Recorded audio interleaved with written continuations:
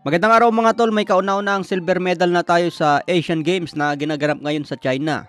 Nakuha nga po ni Arnel Mandal ang silver medal laban sa China. Sayang lang mga tol dahil natalo sa final. Kung nasungkit sana ang panalo, siguradong gold medal na tayo sa Asian Games. Naglalaro nga po sa Wushu Men's Sanda itong si Arnel Mandal. Ang larong Wushu mga tol, full contact na rin ito dahil pwede kang sumuntok, pwede kang sumipa, pwede kang mag-wrestling at mag-takedown.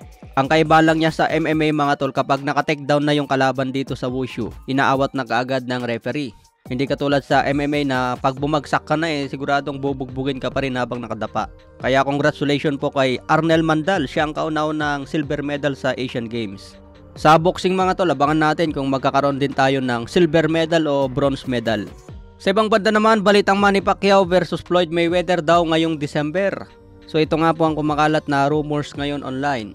Sinubukan natin maghanap sa mga legit na sources mga tol, wala akong mabasa.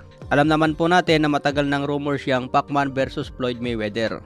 Kaso itong lumalabas ngayon mga tol, hanggang 6 rounds exhibition lang daw ang laban. Mag-a-announce naman ang kampo ni Pacman mga tol kung may paparating na laban. Lalong-lalo na ang kampo ni Floyd Mayweather, siguradong aabangan niya ng mga media sa Amerika. Pero sa ngayon mga tol, wala pang balita tungkol dyan. Dito pa lang sa Pilipinas kumakalat ang tungkol sa exhibition ni Pambansang Kamao. Yung naunang balita mga tol, sa January makakalaban niya si Buakaw ng Thailand. So kung magkakaroon ng exhibition ngayong December at magkakaroon ng laban sa January, so parang magkasunod na yung laban mga tol. Kaya abangan na lang po natin ang updates tungkol dyan. Sa ibang banda naman, bakbakan ni Tank Davis at Teofimo Lopez. Ito ang dalawang mabigat na laban ngayon sa 140 pounds kung sakaling may kasa ang laban.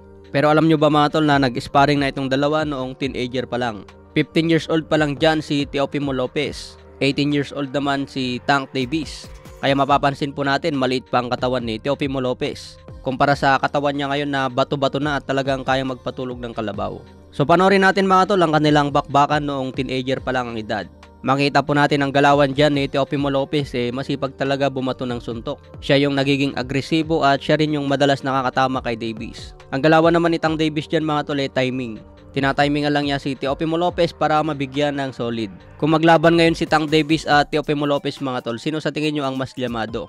Lumalaban na nga po ngayon si Lopez sa 140 pounds at hawak niya ang WBO belt. Habang si Tank Davis naman ay kumakampanya sa lightweight division 135 pounds. Hawak niya ang regular WBA. Ito ang dalawang match-up na inaabangan din ng maraming fans. Be careful.